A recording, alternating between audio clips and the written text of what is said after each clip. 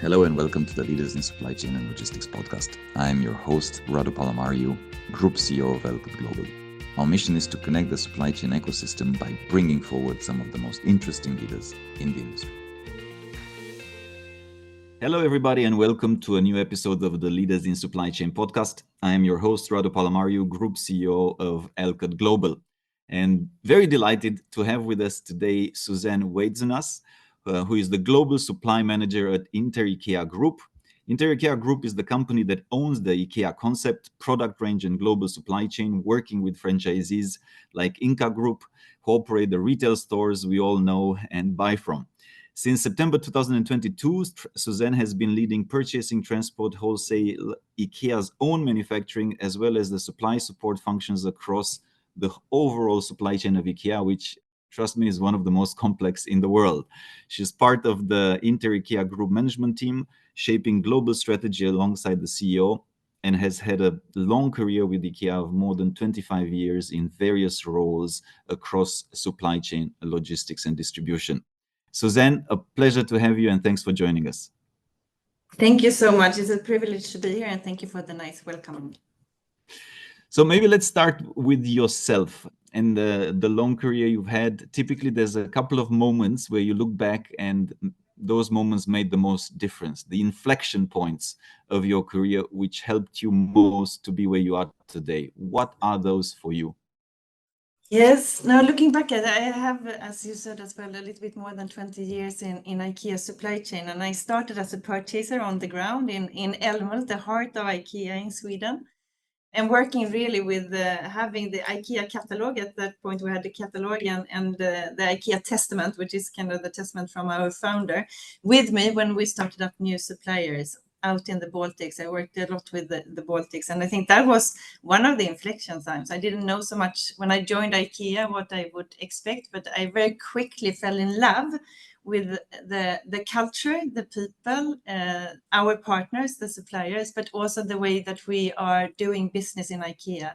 And I learned a lot by doing that also on the ground, really.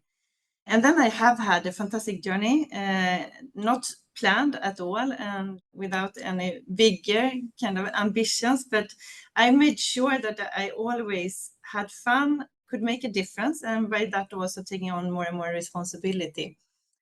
I had a fantastic journey, the first managerial or leadership journey I had when I moved to Kaunas in Lithuania and worked there for 4 years. We didn't have an IKEA store at that point in time in the Baltics, so IKEA was quite unknown, but really a booming kind of market at that point in time. And still today, Lithuania is one of the top 5 purchasing markets for us. So a fantastic industry in that sense. And then I have had the opportunity also to work in IKEA of Sweden, which is the range company within IKEA, where we do the range and product development, and connected to that also set up the supply chain. And there I have had the opportunity to work with textiles, more or less most materials in IKEA, but textile was one of those. And I think for me, it's always been important to be able to make a difference. Yeah. And when I was working with textiles, also the complete world opened up for me, traveling a lot in Bangladesh, in India, in China, and other parts of the world that I was used to. And doing that and seeing what a great opportunity that we have with our size, but also great responsibility we have in the supply chain for the people and for the planet and the societies that we operate in. And I remember a couple of those moments. One was really when I was traveling in Bangladesh. This was more than 15 years ago. We had a big agenda when it comes to water treatment and how we take care of water. And of course, we use a lot of water in textiles industry. But I was traveling. I just had come back from maternity leave. I was a new mother, and I was traveling with the business team in Bangladesh out from Dhaka into the industries, and we were traveling through the villages where the co-workers in the factories were living, and their kids were swimming in rivers that were colored by the dye stuff, that was kind of running in the factories at that point in time. And I was there to talk about how we would like to invest in water treatment systems. Yeah.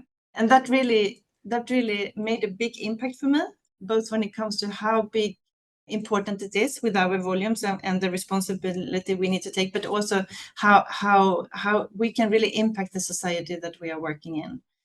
And that's continued. I think all big companies like we have a huge responsibility in that.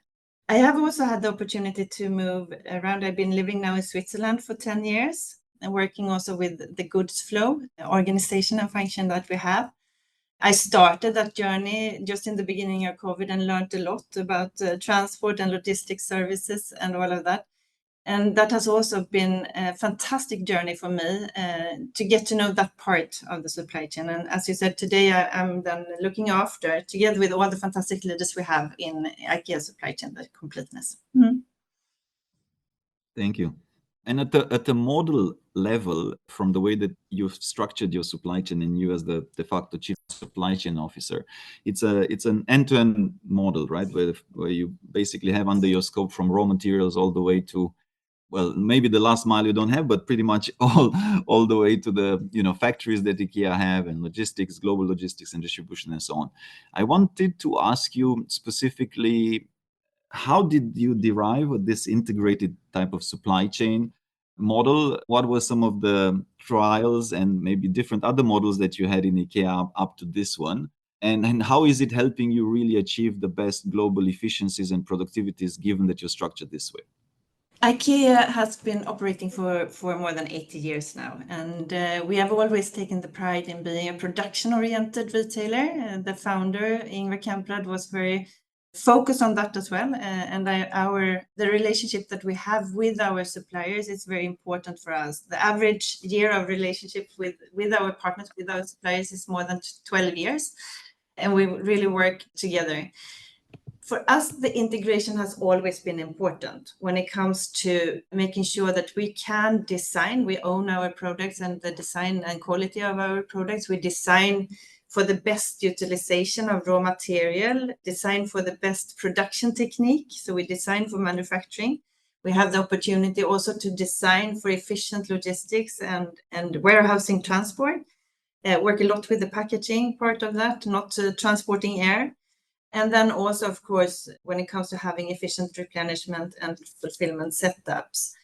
So for us, the integration has really been important. And I think that is one of the competitive advantages we have, because we can really control that part.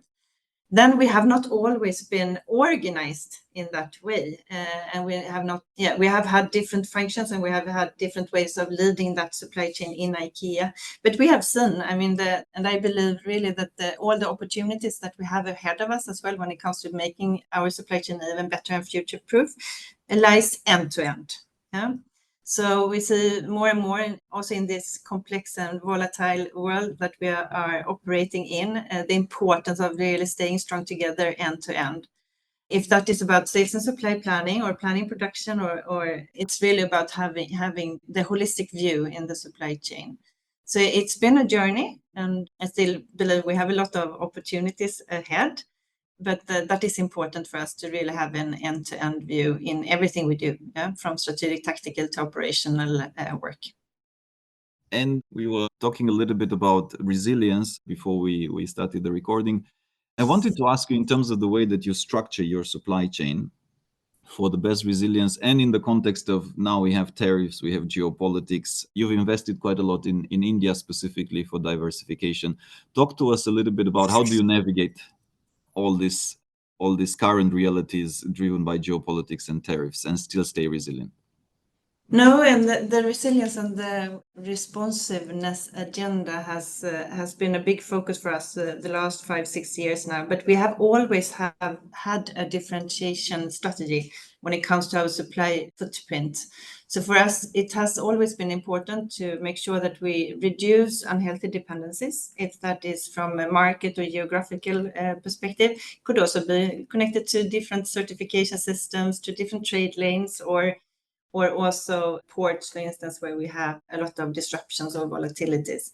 Of course, the recent month and the last year has put even more pressure on those strategies to happen, and for us to deploy them and make sure that we have a resilience in our supply network. We are investing in many different places in the world. We are today sourcing in more than 50 markets. We are serving and supplying to more than 60 markets. We are selling IKEA goods and products to customers in Chile, Colombia, US, Canada, a lot of sales still in Europe, of course, but also in Asia, like India, as you mentioned, Indonesia, Philippines, Malaysia, and China. Australia. So we have a global network. And of course, in that network, it is important. We have a lot of nodes that are very sensitive and maybe more vulnerable than others. And we have a continuous work to make sure that we remove those vulnerabilities in our network. And then we do an agenda in India, for instance, where we both, I would say primarily also to support the local retail agenda and expansion that we have, where we then are investing in new capabilities and new industries. We have been operating in India for more than 50 years, but primarily in the textile, metal, and plastic business. And when you look at your supply chain, are there certain processes or technologies that you use that specifically have been helpful? Because, we had 2-3 years, we had the COVID ago, and now we have tariffs changing overnight. What is the most important or useful to keep this resilience? Are there 1 or 2 things that you've implemented that made the most impact? Yeah, if I look at the manufacturing part, of course, for us to create the resilience in our network and also have the opportunity to move production to other places in the world, automation is important. So the design, and we have needed to re-engineer part of our range in order to fit into more automatized production, in order to have investments in other places in the world. So automation, standardization, and platforms when it comes to how we construct and engineer, you could say, our furniture has been important for us. And we have that opportunity with the integration and then working very, very close to very skilled and experienced partners as well. That has been one part. Then when it comes to the complete sales and supply planning, which is kind of the foundation of getting precision and shorter time to both react and respond to deviations and disruptions, that is one of the areas where we are investing a lot now as well when it comes to processes, capabilities, and digital tools as well. One of the areas where, of course, AI and other technologies are important for us and where we invest a lot.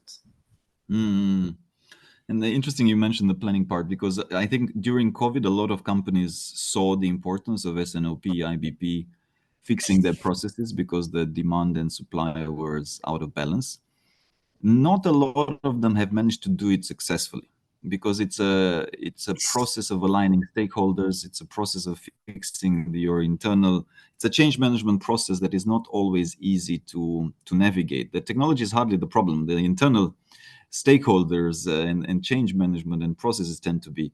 Was there or is there something in IKEA that made this happen successfully? Would you put your finger on, okay, this was the magic sauce that made it happen in a good way for us? Is there such a thing on the planning side specifically? We're in the middle of that transformation. We are in the middle of that transformation. I believe you're right when it comes to that this will require a lot of change management, culture changes, leadership changes, and behavior changes. Everything from standardizing the processes to how we operate the processes. And we are on that journey right now. It's a multi-year journey where we take steps by steps. So, but it requires a big commitment, I think, from the different parts of the value chain as well. So this is something when we talk about end-to-end sales and supply planning, of course, for IKEA, is everything from retail to range, the sales and the demand forecasting out to the operational forecasting, of course, and supply chain. So it's complex, but I'm convinced it's one of the critical areas, and where I believe also with the integration we have in our value chain in IKEA, where we can really exceed and go beyond. Yeah. And I wanted to touch also on decarbonization and sustainability. And whilst I'm not very happy that this topic has taken a backseat since the last couple of months, I think IKEA is still leading the way. I saw that you managed to reduce by 9% your transport emissions year on year. The latest data that I saw, you have ambitious goals for 2030, 2040. Can you talk to us a little bit about what specific technologies, partnerships, ideas you're deploying to hit your aggressive decarbonization and sustainability targets?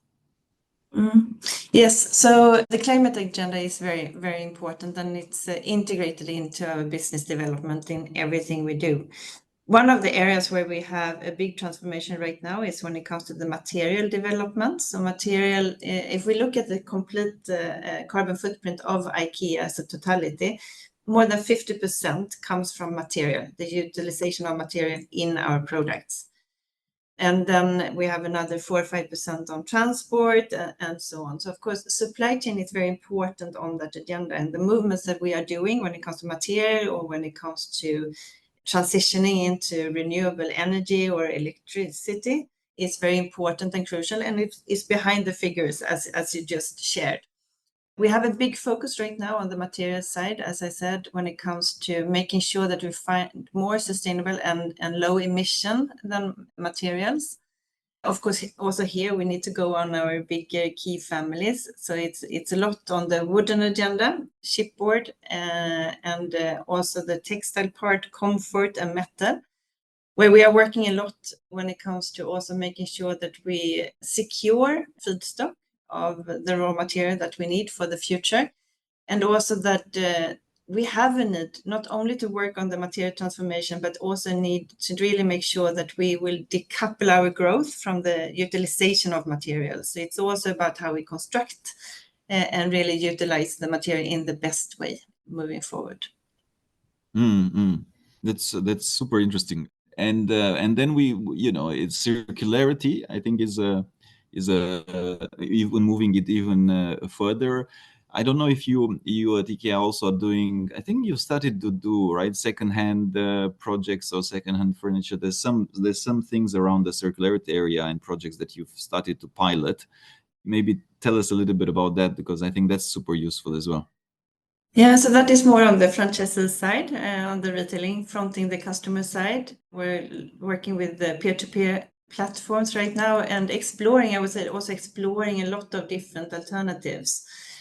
I think from a supply chain point of view, we are more now working on the materials that we use, and then exploring also how to design really for the recycled materials to come back into then production and utilization in IKEA products. So from our side, we are more focused really on making sure that we have good feedstock and accessibility to good secondary raw materials that will feed into our production.